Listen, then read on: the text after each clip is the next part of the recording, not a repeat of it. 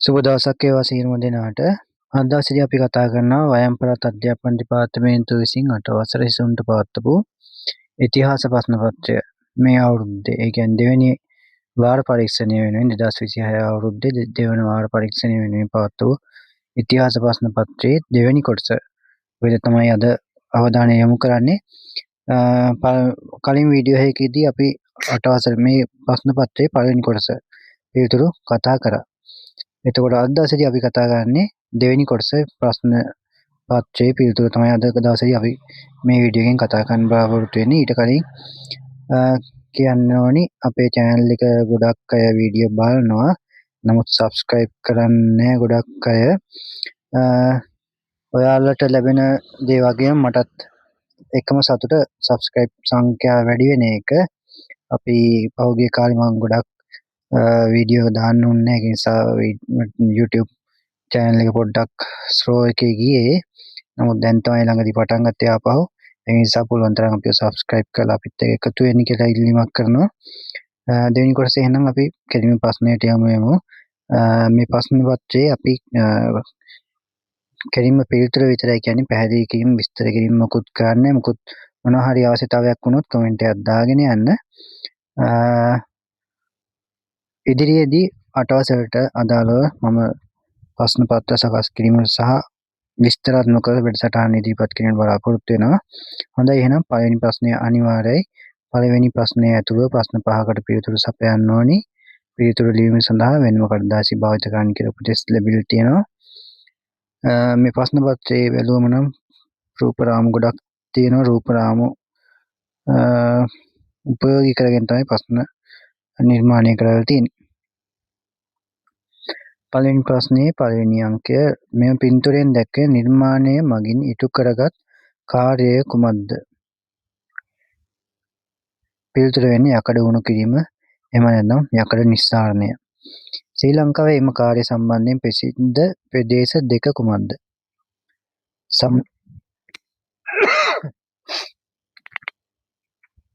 සමනල වැව ඊළඟට සීගිරිය අලකොළ වැව.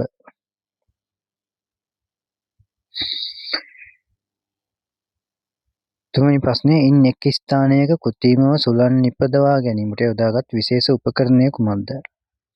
මයිනහම. B කොටසේ පළවෙනි ප්‍රශ්නය දාගැබක් හා සම්බන්ධ කර ඉදිකර ඇති මෙම නිර්මාණය කුමක්ද? ආයකය එහෙම නැත්නම් වාහල්කඩ.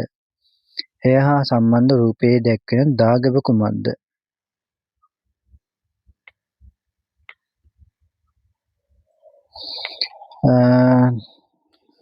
එය හා සම්බන්ධ රූපයේ දැක්වෙන දාගැබ කුමක්ද කියලා අහන්නේ.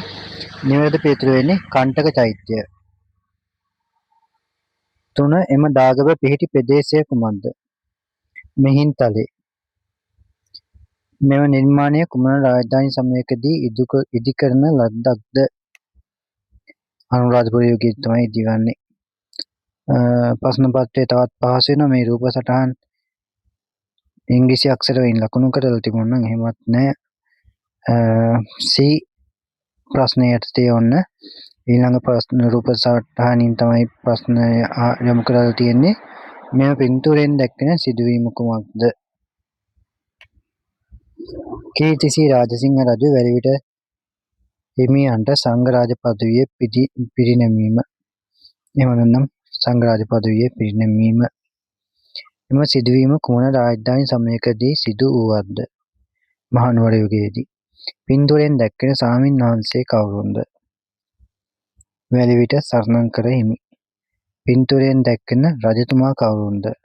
කීර්තිසී රාජසිංහ රජු. ඩී අක්ෂරයෙන් වන ලංකා සිතියම යොමු කරලා තියෙනවා. සමහර රූප මේ ඊතලවල අක්ෂර නම් නැහැ පින්තූරේ. හොඳයි ඉංග්‍රීසි B අක්ෂරයෙන් දැක්වෙන රාජධානිය හඳුනාගෙන නම් කරන්න. B අක්ෂරයෙන් දැක්වෙන රාජධානිය හඳුනාගෙන නම් කරන්න තියෙන්නේ අනුරාධපුරය තමයි දීලා තියෙන්නේ B අක්ෂරයෙන්. මල් වතුරේ දැක්වෙන ඉංග්‍රීසි අක්ෂරය කුමක්ද? ඒ අක්ෂරය තමයි මල් වතුරය. ඒ අක්ෂරයෙන් දැක්වෙන්නේ අනුරාධපුර යුගයේ චිත්‍රවලට ප්‍රසිද්ධ ස්ථානයකි. එය හඳුනාගෙන නම් කරන්න. අනුරාධපුර යුගයේ චිත්‍රවලට ප්‍රසිද්ධ ස්ථානයක්ලු. ඊ අක්ෂරයෙන් සීගිරිය. කලාව දැක්වෙන ඉංග්‍රීසි අක්ෂරය කුමක්ද? ඔක්කොම දීලා තියෙන උතුරු මැද පළාතෙන් තමයි අහලා තියෙන්නේ අනුරාධපුර යුගයට අදාළව සී අක්ෂරයෙන් තමයි කලාව දීලා තියෙන්නේ.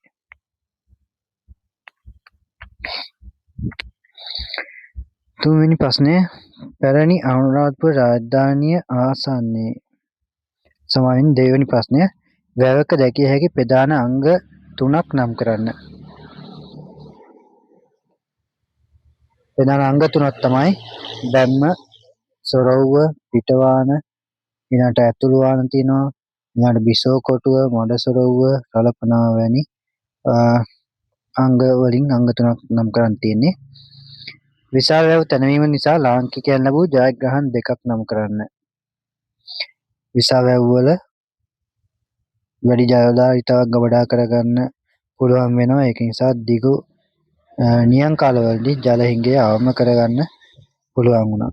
ඒ වගේම තමයි විශාල වැව් වල ජලය ඇල මාර්ග මගින් කුඩා ජලාශ වලට ලබා ගැනීමට හැකි වුණා. ඊළඟට විශාල වැව් නිසා ගම් වතුර පාලනය කර ගැනීමට හැකි වුණා. තවත් කරුණක් ඉදිරියට ගන්න පුළුවන් විශාල වැව් තැනවීමත් සමග දිගු ඇල මාර්ග තැනීමේ ශිල්පීයකම දියුණු වුණා. ඔය කරුණු අරගෙන කරුණු වලින් කරුණු දෙකක් විතරයි ලියන්න තියෙන්නේ. ඔයාලගෙන් කරුණු දෙකක් විතරයි අහන්නේ. හරි ඊළඟ වැවක් ඉදිකිරීමේදී මුහුණ දුන් අභියෝග 4ක් නම් කරන්න. වැවක් ඉදිරි කරනවා කියන්නේ ලේසි කාර්යයක් නෙවෙයි. එතකොට මුහුණ දෙන අභියෝග අහනවා. මම කරුණු කිහිපයක් කියන්න. එකක් තමයි වැවේ ජල ධාරිතාවේ පීඩනයට ඔරොත්තු දෙන ලෙස වැව් බැම්ම නිර්මාණය කිරීම අභියෝගයක් වුණා. ඊළඟට මෙම වැව ඉදිකිරීමට ශ්‍රමය සපයා ගැනීම අභියෝගයක් වුණා. ඊළඟට මෙම වැව පොදු කාර්යයක් වැවක් ඉදි කරනවා කියන්නේ එතකොට මේ ශ්‍රමිකයින් හැසිරවීම අසීරුයි. ඊළඟට ආහාර පාන සැපීම, ඊළඟට පස් එක් රැස් කිරීම, පස් තලා ගැනීම වැනි සාමාන්‍ය ක්‍රියා අසීරුයි. මොකද යන්ත්‍ර උපකරණ මිනිස් ශ්‍රමය දෑති මහන්සියෙන් තමයි මේ සියලු දේ කරන්න වෙන්නේ. හොඳයි ඊළඟට තුන්වෙනි ප්‍රශ්නය පැරණි අනුරාධපුර රාජධානිය ආසන්නයේ දැකිය හැකි පොකුණු 3ක් නම් කරන්න. පොකුණු 3ක් නම් කරන්න කියලා තියෙන්නේ. එකක් තමයි ඇත් පොකුණ, ඊළඟට කූට්ටම් පොකුණ, ආපහු රන්මසු උයන, ඊළඟට කළුදිය පොකුණ, ඒ වගේ පොකුණු නම් කරන්න පුළුවන්. ඊළඟට ජල උද්‍යානවල කැපී පෙනෙන ලක්ෂණ දෙකක් නම් කරන්න. ජල උද්‍යානවල කැපී පෙනෙන ලක්ෂණ දෙකක්. භූමියේ ස්වභාවය හා පරිසරයට ගැලපෙන ලෙස ඉදිකර තිබීම. උද්‍යාන තුළ සැලසුම් කළ මාර්ග පද්ධතියක් තනවා තිබීම. ඊළඟට ජලකාණු, පොකුණු, ජලමල් ආදී තනවා උද්‍යානය අලංකර තිබීම. ඊළඟට එලිමහන් ගෙවල්, මණ්ඩප හා විවේක ස්ථාන ආදී තනවා ගස්වැල් වවා රමණීය පරිසරයක් ඇති කර තිබීම. උද්‍යාන පාලකයන් එම නැත්නම් උයන් කැමි, උයන් වැජෑරුම යටතේ මනා ලෙස උද්‍යාන නඩත්තු කිරීම.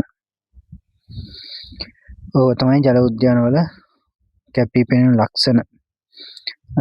ඔය වගේ අවස්ථාවල ජල උද්‍යාන කිව්වම ඔයාලට සීගිරිය මතක් වෙන්න ඕනේ. සීගිරිය මතක් වුණා නම්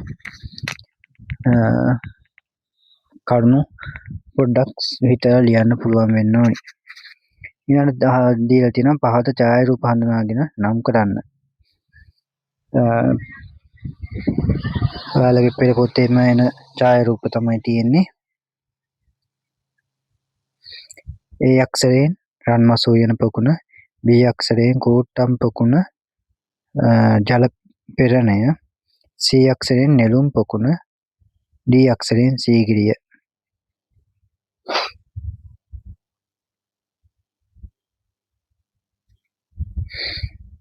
හොඳයි, ඒකෙත් රූපම තමයි තියෙන්නේ ඔයාලට. රූප මගින් ප්‍රශ්න පත්‍රයක් සකස් කරනවා කියන එක සාර්ථකයි. මොකද රූප සටහන් පිළිබඳ ඔයාලට අවබෝධයක් තියෙන්නත් ඕන. ඒ වගේම තමයි රූප සටහනක් ඇසුරින් ප්‍රශ්න රාශියක් ගොඩනගා ගන්න පුළුවන්. ප්‍රශ්න පත්‍රය සම්පූර්ණයෙන්ම විෂය නිර්දේශය ආවරණය වෙන විදිහට රූප සටහනකින් ප්‍රශ්න යොමු කර ගන්නත් පුළුවන්. ඒක නිසා තමයි මේ ප්‍රශ්න පත්‍රයේ රූප සටහන් වැඩි වෙලා තියෙන්නේ. 4 වෙනි ප්‍රශ්නේ මහනුවර රාජධානියට තර්ජනය එල්ල කළ යුරෝපා ජාතීන් 3 දෙනෙක් නම් කරන්න. ලකුණු 3ක් හම්බ වෙනවා. පෘතුගීසි සහ ලන්දේසි, ඒ වගේම ඉංග්‍රීසි. දෙවෙනි ප්‍රශ්නේ මහනුවර රාජධානිය හැඳින්වූ වෙනත් නම් 4ක් නම් කරන්න. උඩරට රාජධානිය, කන්දේනුවර, සෙන්කඩගල, ඊළඟට කඳුරුරට. ඊළඟට තුන්වෙනි ප්‍රශ්නේ ඒ අක්ෂරයෙන් පළමු විමල ධම්මසූරිය රජුගේ ආගමික සේවාවන් 2ක් නම් කරන්න. බුරුම දේශයෙන් උපසම්පදා වැඩම කරවීම, ඊළඟට ලංකා තිලකය, ගඩලා දෙනිය වැනි වෙහෙර විහාර අලුත් වැඩියාව, ඊළඟට දෙල්ගමු විහාරයේ වැඩ සිටි දළදා වහන්සේ මහනුවරට වැඩම කරවීම.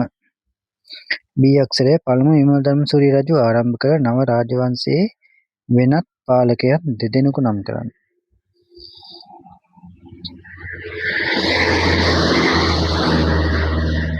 වෙනත් පාලකයන් විදිහට දෙවන රාජසිංහ, ඊළඟට දෙවන විමල ධම්මසූරිය, ඊළඟට වීර පරාක්‍රම නරේන්ද්‍ර සිංහ. ඔය කියන රජවරුන් පාලකයන් හඳුන්වන්න පුළුවන්. තවත් පාලකෙක් විදිහට නම් සේනරත් රජු හඳුන්වන්නත් පුළුවන්. පස්වෙනි ප්‍රශ්නය ඔයාලට මෙතන ප්‍රශ්න 7ක් දීලා තියෙනවා. 7න් පළවෙනි ප්‍රශ්නේ අනිවාර්යයි. ඊළඟට තවත් ප්‍රශ්න 4ක් තමයි තෝරගෙන ලියන්න කිව්වේ නේද? අනේ පළමු ප්‍රශ්නේ ඇතුළුව ප්‍රශ්න 5කට. එතකොට ඔක්කොම ප්‍රශ්න 6ක් ලියවෙන්න ඕනි. පළවෙනි ප්‍රශ්නේ අනිවාර්යයි. ඊළඟට පළවෙනි ප්‍රශ්නේ ඇතුළුව තවත් ප්‍රශ්න 5කට පිළිතුරු සපයන්න. එතකොට ප්‍රශ්න 6කට උත්තර ලියන්න ඕනි. එක ප්‍රශ්නයයි අතාරින්න වෙන්නේ.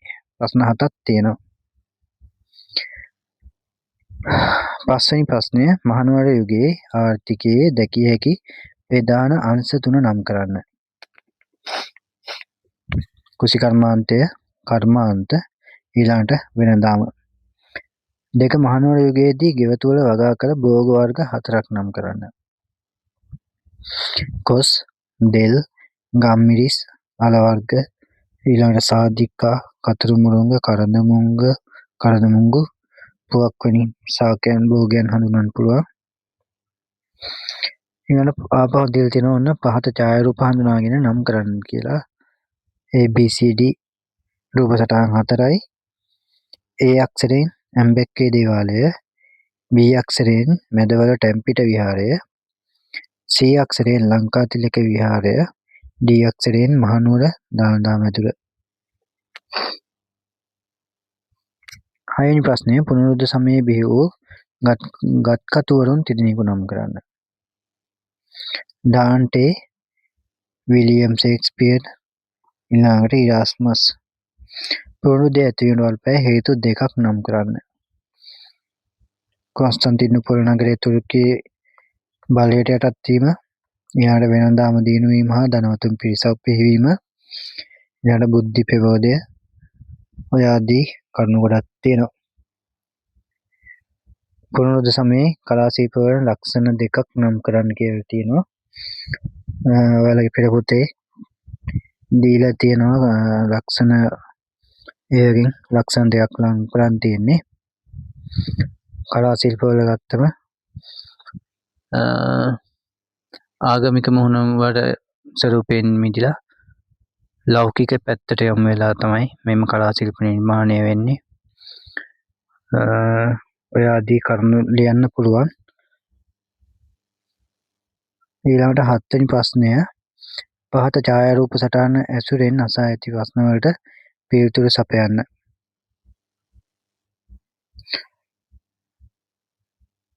රූප සටහන් 4ක් දීලා තියෙනවා. 4න් A B C D E F යනකම් ඉංග්‍රීසි අක්ෂර යටතේ ඔයාලට පිළිතුරු ලියන්න වෙන්නේ. පැරකුම් රජමාලිගයේ දැක්වෙන ඉංග්‍රීසි අක්ෂරය කුමක්ද? පැරකුම් රජමාලිගයේ දැක්වෙන ඉංග්‍රීසි අක්ෂරය කුමක්ද කියලා අහනවා. නිවැරදි පිළිතුර වෙන්නේ D අක්ෂරය. එම ගොඩනැගිල්ල දැකිය හැකි පැරණි නගරය කුමක්ද අහනවා. පොළොන්නරුව. ඉංග්‍රීසි E අක්ෂරයෙන් දැක්වෙන ගොඩනැගිල්ල කුමක්ද? ශිව දේවාලය. 4 එම ගොඩනැගිල්ල ඉදිකර ඇත්තේ කිනම් ගෘහ නිර්මාණ ශෛලියකට අනුවද? චෝල. එම නැත්නම් හින්දු කියලා ලිව්වත් නිවැරදි. පස්වෙනි ප්‍රශ්නය ඉංග්‍රීසි B අක්ෂරයෙන් දැක්වෙන නිර්මාණය කුමක්ද? මුරගල. 6 කොරවක්ගල දැක්වෙන ඉංග්‍රීසි අක්ෂරය කුමක්ද? C අක්ෂරයෙන් තමයි කොරවක්ගල. 7 ඉංග්‍රීසි E අක්ෂරයෙන් දැක්වෙන ගොඩනැගිල්ල කුමන ආගමිකයන්ට අයත් ගොඩනැගිල්ලක්ද? හින්දු ආගමිකයන්ට. 8 වෙනි ප්‍රශ්නය එම ගොඩනැගිල්ල දැකගත හැකි කුමන නගරය ආසන්නයේද? පොළොන්නරුවේ. 9 ඉංග්‍රීසි A අක්ෂරයෙන් දැක්වෙන නිර්මාණය කුමක්ද? සඳකඩ පහණ. එම නිර්මාණයේ මැද දැකගත හැකි නිර්මාණය කුමක්ද? සඳකඩ පහණේ මැද තියෙන්නේ අර්ධ පද්මය. එම නැත්නම් නෙළුම. මෙම නිර්මාණයේ දැකගත හැකි සත්ත්ව රූපයක් නම් කරන්න.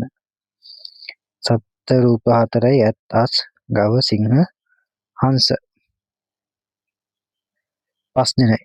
සත්තු 5 දෙනයි මහනුවරගදී ගවයා අයින් වුණා. හොඳයි එහෙනම් ඔයා විදියට තමයි මේ දෙවෙනි කොටසේ පේපරේ පොඩ්ඩක් අමාරු නෑ. පෙර පොතෙන් තමයි අහලා තියෙන්නේ ඔක්කොම. පොඩ්ඩක් ඒ වුණාට අර සාමාන්‍යයෙන් ඔයාලගේ සාමාන්‍ය මතක වලින් පොඩ්ඩක් ඈත් වෙලා පොඩ්ඩක් ගැඹුරු මතකයකට යන්න හදලා තියෙනවා ප්‍රශ්න පත්‍රය. ඒ වගේම ප්‍රශ්න පත්‍රය සාර්ථකයි. ඔයාලට හොඳ අවබෝධයක් තිබුණා, හොඳ මතකයක් තිබුණා මේ ප්‍රශ්න පත්‍රය ඉතාලියේසි වෙන්න ඉතාලියේසි.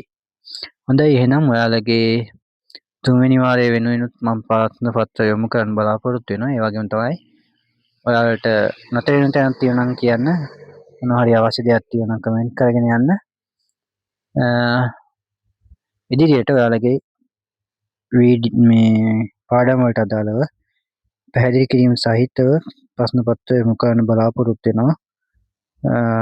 එහෙනම් සුබ දවසක්. මතක ඇතුව අපි subscribe කරන්න.